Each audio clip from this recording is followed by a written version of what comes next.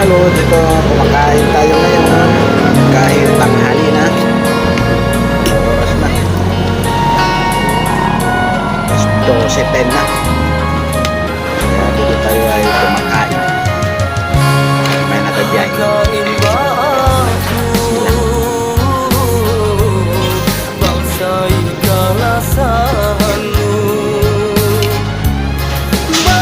Dito pa ngayon sa Mapaliparan, dito tayo nakapagkati mula Bacolod Kalimhain. Magsakay tayo mula papuntang Imus. Ngayon magsakay tayo Imus to Bacolod. Ngayon Bacolod to tapos Mapaliparan na. Kaya nabot na tayo ng tanghali. Kaya dito na tayo nakakain natin. Kasi gabi na tayo uwi nito sa night. Kaya kailangan natin kain tanghali. Para may lakas to drive.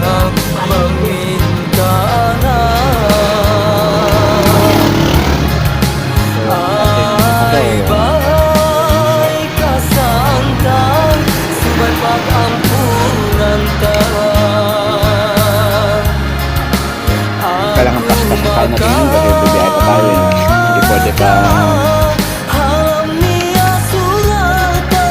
sa mga loads. Maraming salamat.